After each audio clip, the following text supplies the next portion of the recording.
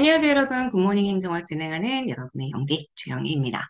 자, 33일차 동기 이론과 갈등까지 갈 건데요. 여기는 아마 기본 개념 수업을 듣는 동안은 조금 학자가 많아서 짜증이 나긴 했지만 아마 좀 재미있게 보셨던 파트가 아니었을까라고 저는 개인적으로 생각을 하는데 암기할 건 너무 많습니다. 우리 오늘은 내용 설명보다는 암기할 것 위주로 해서 쭉 포인트만 쭉쭉 짚어가면서 아침에 영상 진행하도록 하겠습니다.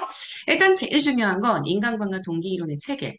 지금 보시는 현재 이런 내용들, 메슬로우, 제가 중요하다고 얘기했죠. 체크, 체크. 메슬로우, 엘더퍼, 허츠버그, 맥그리거, 이런 사람들이 주로 동기의 내용이 있다. 동기에는 욕구의 내용이 있기 때문에 이 내용을 잘 건드리면 동기 유발이 된다라고 보통 보죠.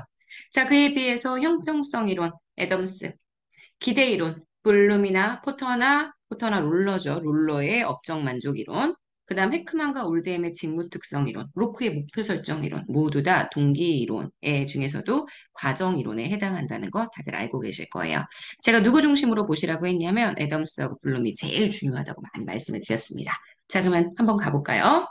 일단 메슬로우 이론의 가장 특징은 메슬로우가 욕구를 5가지로 설명했다라는 거. 그래서 메슬로우의 욕구는 일단 생리적 욕구 있고요. 생리적 욕구. 이 생리적 욕구가 요거지 가장 강도가 높고 기본되는 선행 욕구. 자, 그 다음 생리적 욕구 다음이 안전 욕구. 경제적 신분 보장, 경제적 안정이나 신분 보장 이런 걸 안전 욕구라고 이야기를 하고요. 그 다음 세 번째가 관계적인 욕구입니다. 사회적 관계를 형성하고 싶은 욕구, 소속감, 이게 사회적 욕구가 되는 거고요. 자, 그 다음이 우리 존경의 욕구, 구성원들이 나에게 실시하는 존경.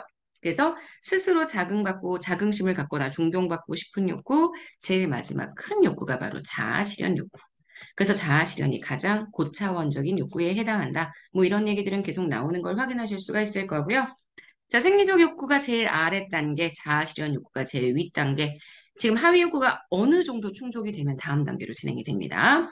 충족된 욕구는 더 이상 동기부여의 역할을 할 수가 없고요. 욕구는 역순으로 진행하지 않는다까지 이게 메슬로우 욕구의 내용입니다. 자, 그러고 난 다음 두 번째 엘더퍼 한번 들어가 보도록 할게요.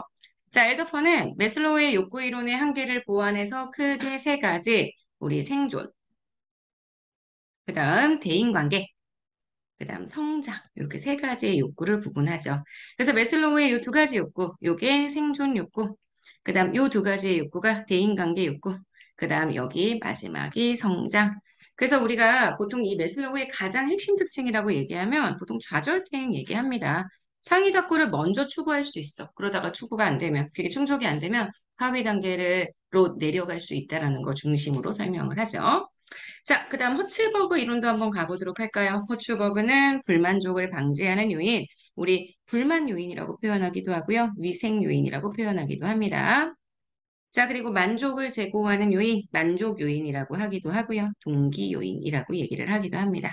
자, 그래서 여기서 꼭 외우셔야 되는 게 제가 보수, 불만족이라고 그랬어. 그 다음 인간관계.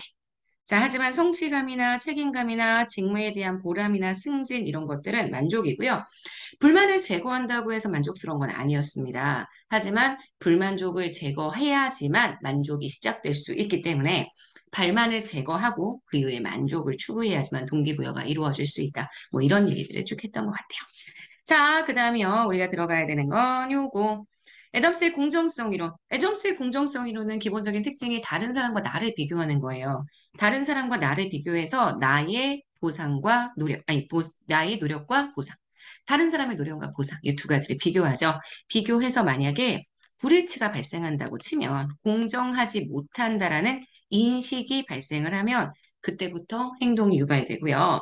내가 남들보다 과소보상받았다라고 생각해도 현재 동기가 유발.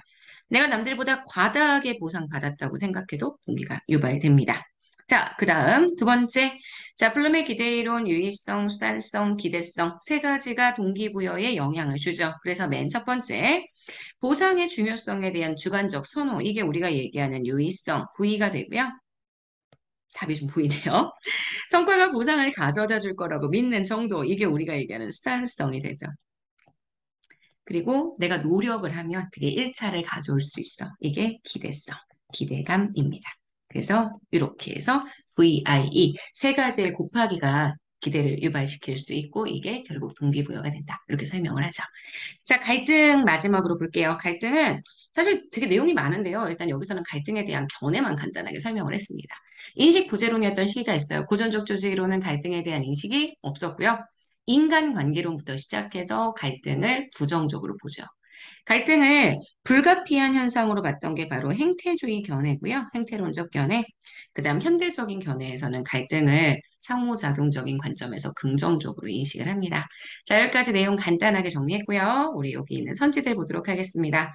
일단 인간관계 동기부여 이론 책에 나와 있어요. 허츠버그의 욕구 충족 이원론은 내용 이론, 기대 이론은 과정 이론, 애덤스의 형평성 이론, 블룸의 기대 이론, 로크의 목표 설정 이론 모두 다 과정 이론. 그러니까 앞에서 봤었던 그 내용 이론과 과정 이론 구분하는 표는 꼭 암기를 해주셔야 합니다. 자, 동기부여 내용 이론 중에 매슬로우 이론.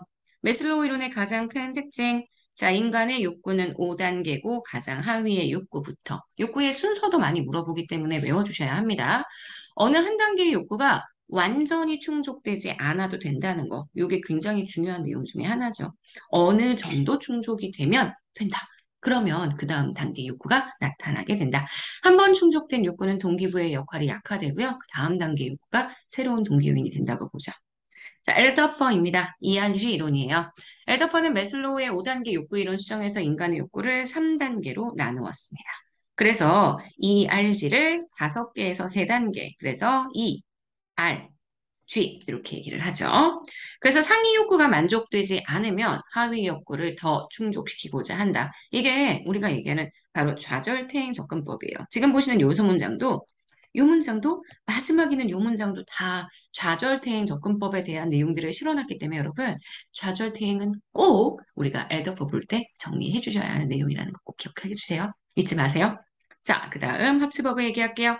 허츠버그는 이계 요인 이론에서 서로 별개인 만족과 불만족의 감정, 위생은 불만족을 방지해주는 요인, 자, 동기, 만족은 개인의 만족을 제고하는 요인. 그래서 허츠버그의 욕구 충족 이원론은 불만을 주는 요인과 만족을 주는 요인을 구분하죠. 그래서 불만족을 주는 요인을 없앤다고 해서 만족감을 적극적으로 느끼는 것은 아니다. 그래서 작업 조건에 대한 불만을 해소한다고 해서 그게 근무 태도에 장기적인 영향을 미치는 것은 아니다. 뭐 이렇게 주장했다고 보실 수 있고요. 자, 7-9입니다. 동기부여 과정 이론이에요. 애덤스의 공정성 이론. 자, 자신의 노력과 그 결과로 얻어지는 보상의 관계를 다른 사람과 비교합니다. 상대적으로 내가 얼마나 공평하다고 느끼느냐, 이게 동기에 영향을 준다는 거. 그래서 구성원 A가 구성원 B와 동일한 정도의 일을 했음에도 불구하고 구성원 B에 비해서 과소 보상을 받았다고 느낀다. 이런 경우에는 투입이나 산출을 변화시키게 되죠. 그래서 요거 맞는 선지가 됩니다. 당황하셨겠어요. 자, 블룸의 기대이론. 블룸은 보상에 대한 매력성, 이게 우리가 얘기하는 V입니다. 자, 결과에 따른 보상, 이게 우리가 얘기하는 수단성에 대한 내용이고요. I.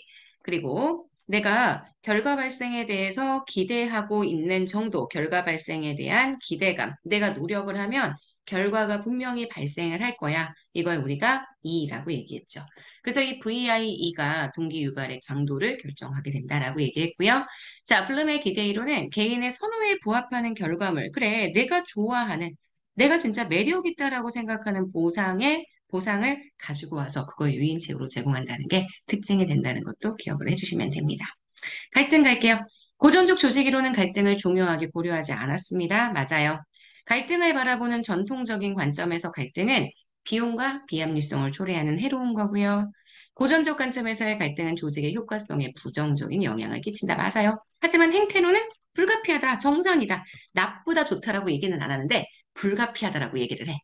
자, 현대적인 접근에선 갈등을 정상이라고 보고요. 조직 발전의 원동력도 될 수 있다고 봅니다. 새로운 아이디어의 촉발, 문제 해결력의 개선, 이런 거 다 갈등이 가지고 있는 긍정적인 측면이 되겠죠. 자, 그러면 우리 문제 좀 풀어보도록 하겠습니다. 자, 6번 문제 볼게요. 동리이론에 대한 설명으로 옳은 것. 그래, 보통 이렇게 여러 개의 선지로 문제가 구성이 됩니다.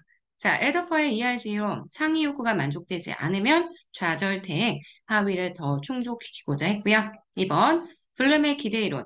개인은 투입한 노력 대비 결과의 비율을 그 증거인물의 그것과 현재 비교하고자 했었을 때 불균형이 발생했을 때 이를 조정하려고 한다라고 하는데 이건 블룸의 기대 이론이 아니라요. 애덤스의 공정성 이론에 대한 설명입니다.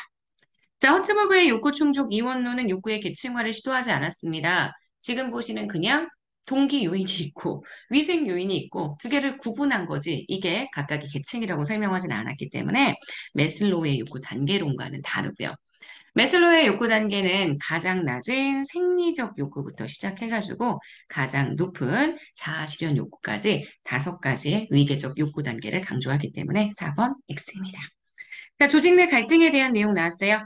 자, 전통적인 입장에서 갈등은 비합리성, 비용을 초래하는 나쁜 것. 자, 맞죠? 행태론적 입장은 조직에서 갈등은 정상적인 거다. 뭐, 이걸 꼭 좋다, 나쁘다 이렇게 설명하는 게 아니고 정상적인 거라고 인지하게 된다라는 거. 그래서 부정적인 영향을 미친다. 이건 오히려 전통적 시각, 인간관계론의 특징이고요. 현대적인 접근에서 갈등은 정상적인 현상입니다. 경우에 따라서 조직의 발전 원동력이 되기도 하고요. 고전적 조직 이론은 갈등을 중요하게 생각하지 않죠. 자, 그래서 정답이 되는 건 현재 2번 되는 것 확인하실 수 있습니다. 자, 여기까지 해서 우리는 동기이론 갈등까지 마무리를 했어요. 우리 이렇게 다 하면 내일은 이제 리더십 이론 들어갈 수 있고요. 조직 관리론까지 하면 또 일주일 동안 3장을 완전히 꽂아버릴 수 있으니까 우리 힘내서 3장 잘 정리해 보도록 합시다. 여러분 오늘 하루도 정말 잘 보내시고요. 오늘 하루도 여러분 거예요. 안녕.